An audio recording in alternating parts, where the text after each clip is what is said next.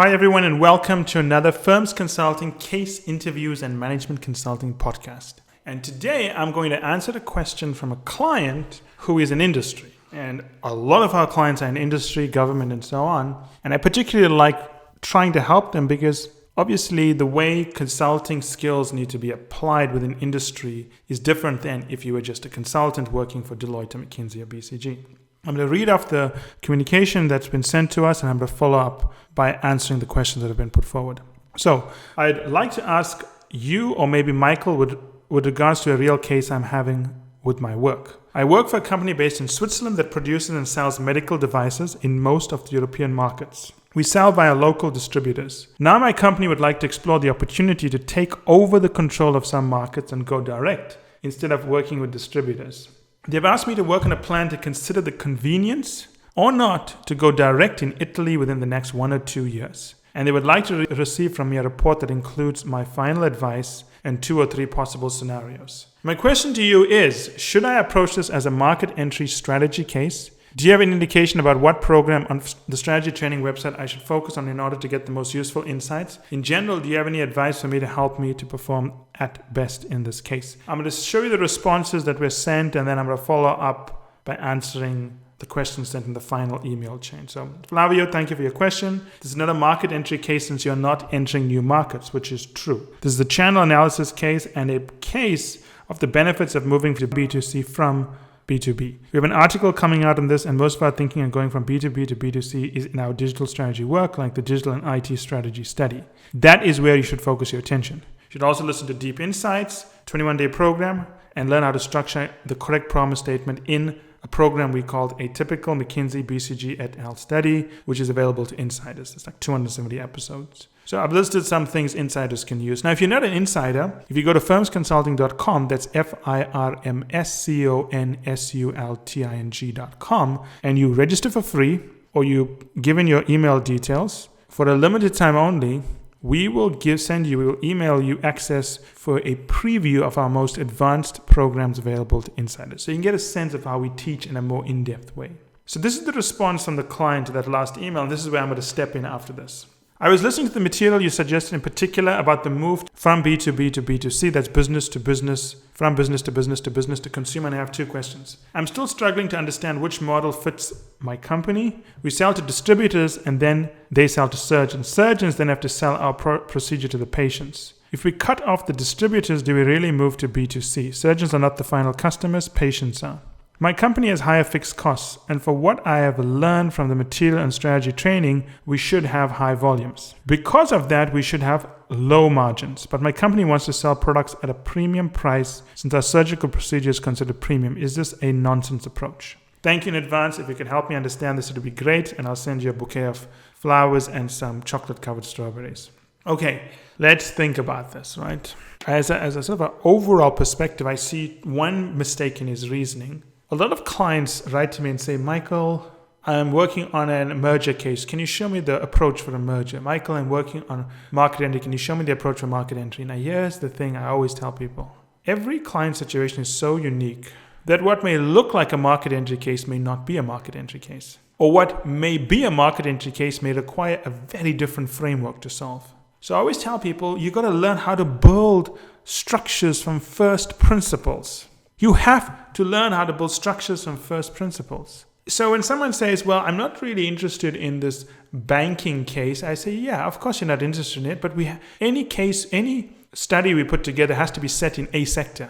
So when you do an MBA and your professor gives you a case to read about pharmaceuticals, you don't say, well, I'm not going to participate in this case because I'm going to join Goldman Sachs afterwards and it's a pharmaceutical case. No, it's the same principle. The principles we teach are directly relevant. But I always stress this to everyone, get comfortable building problems from first principles.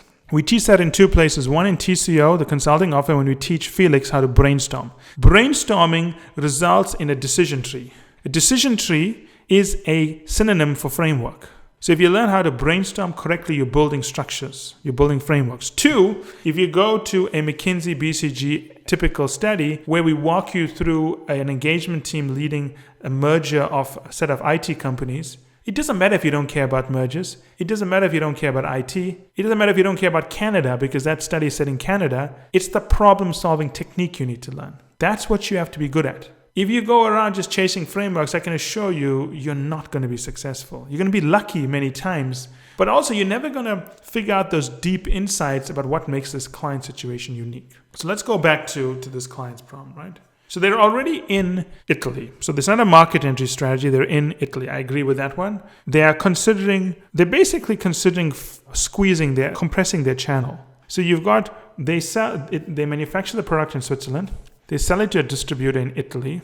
That distributor then sells it to surgeons. And then those surgeons I don't like the word sell. I hope they're not selling it, but they then need to recommend it to a patient, right? What this Swiss company wants to do is they want to take over distribution.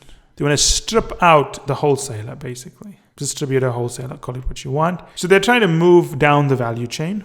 And my thinking is they probably feel they can do a better job dealing with surgeons. They can probably take more of the margin.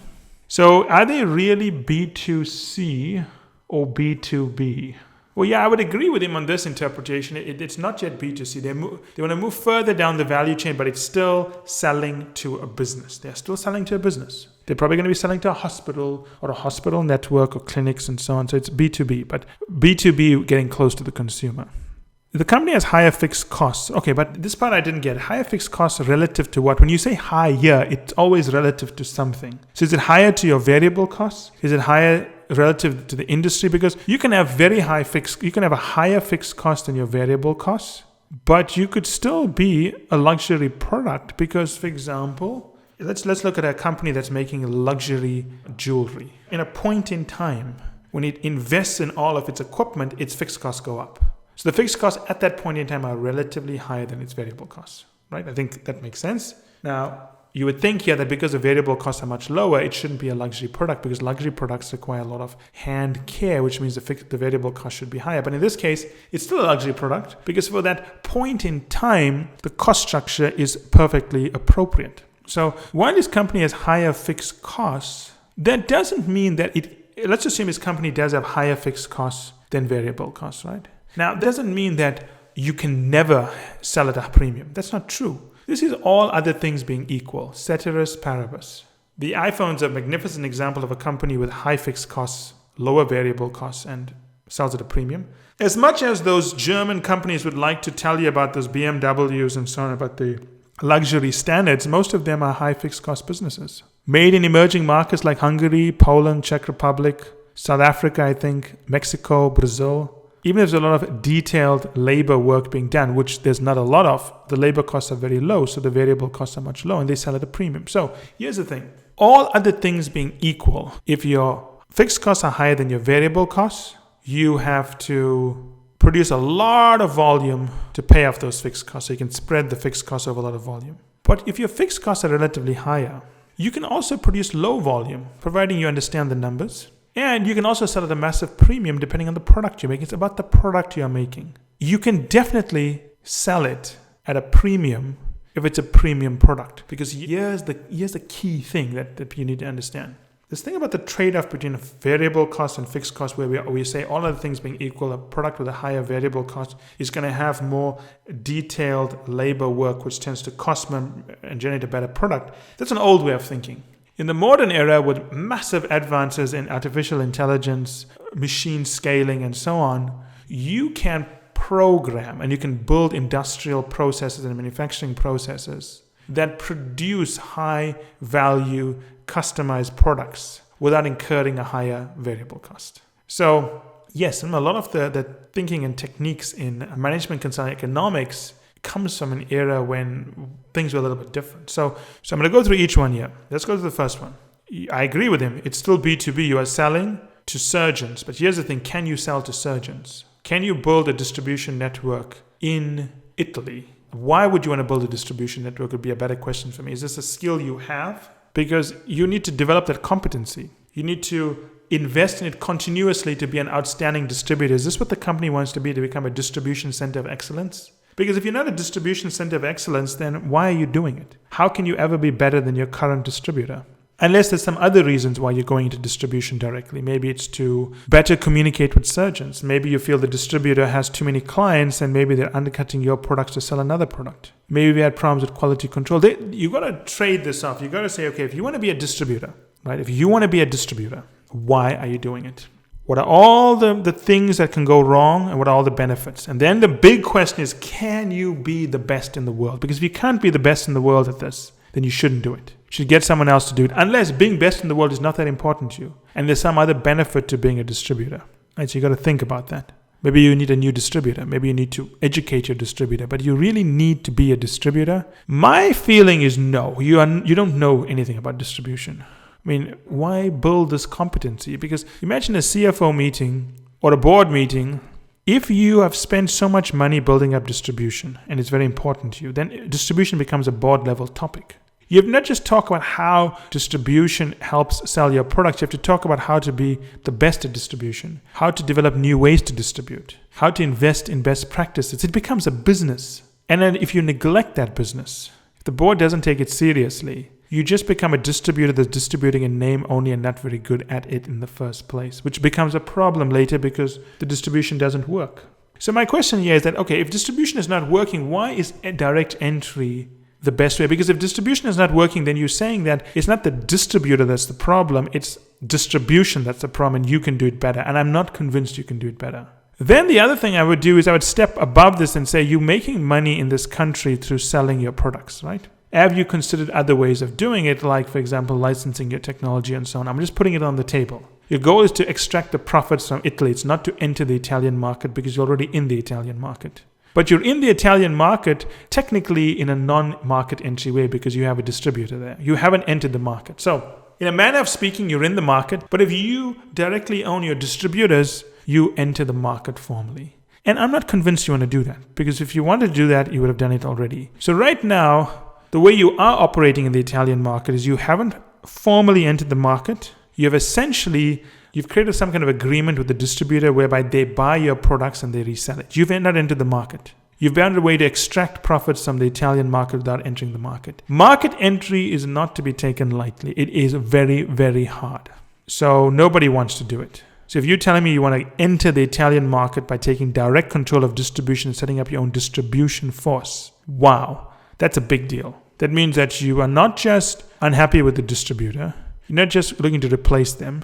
You're not just looking to extract profits that are entering the market. You want to be you feel that being in the market, running a key part of the value chain is the best way to create value. And I'm almost convinced that's not the answer. I think it means maybe sending down some of your managers very often, flying them into Italy, spending time with the distributors, restructuring your agreements, setting in penalties, setting up an incentivization model so they promote your products. Maybe it's also having some of your people go along with the distributors to meet surgeons. You can do a whole lot of things, but do you need to do that only by entering the market? And I don't believe that is true. So, to summarize, you are in the market, yes. But in another manner of speaking, you're not into the market. You have an agreement to get your products into the market where you're not exposed to much liability, is my guess. My guess is when a product fails, the warranty lies with the distributor, not with you. Which, if that's the case, you haven't entered the market. But even if it's not the case, you still probably haven't entered the market. So you're proposing market entry, which means that before you even get there, you've got to eliminate other ways to extract profits. If you've eliminated those ways, you have to eliminate fixing the relationship with this distributor. If you've eliminated that, you have to eliminate replacing this distributor. Only once you eliminate all of those things, then you enter the market. Can you sell your product at a premium? Absolutely. What makes a product premium is a couple of things. One is, obviously, a customer is willing to pay for it. Can you communicate the value and can you justify the value? And if you can do all of those things, it doesn't matter whether your fixed costs are higher than your variable costs. If those fixed costs are spent to make the product better, that gives it a formal differentiation in the market, then yes, you can absolutely charge a premium for that and you shouldn't worry about that. It's a rule of thumb. It is not an absolute rule like the law of gravity or something. So hopefully I've helped you think this through, but I can't for the life of me see you guys in the next year entering the market directly to take over distribution. And I would certainly not recommend it. There's a lot of things you can do to work with your distributors because you are not distributors. You're a medical devices company. The art of distributing is a completely different business. Unless you want to become an expert at it, which means investing, writing white papers, doing R&D in something that's not your core business, which most companies would never do. I can't imagine your CFO saying, we're going to spend $100 million creating a distribution warehouse with the latest devices. No, that's going to be shut down. So don't invest in something unless you can be the best in it. And if you can't be the best in it, then you ally with people who can be the best in it. And if they're not being the best for you, then you got to sit down and hammer out that contract again and figure out how you can help them. This is not core to your business. It's definitely critical, but it's not core to your business. As always, I hope you found that useful. And if you have any questions or comments, please put them in here. They're quite useful because if you are putting in comments, tell us what you liked, because then we know what to keep doing. And if you have a follow-up question, write it in the comments as well. Don't email us, put it into the comments, and we'll use that as a basis for a follow-up podcast. I enjoyed this, and I hope you enjoyed it as well.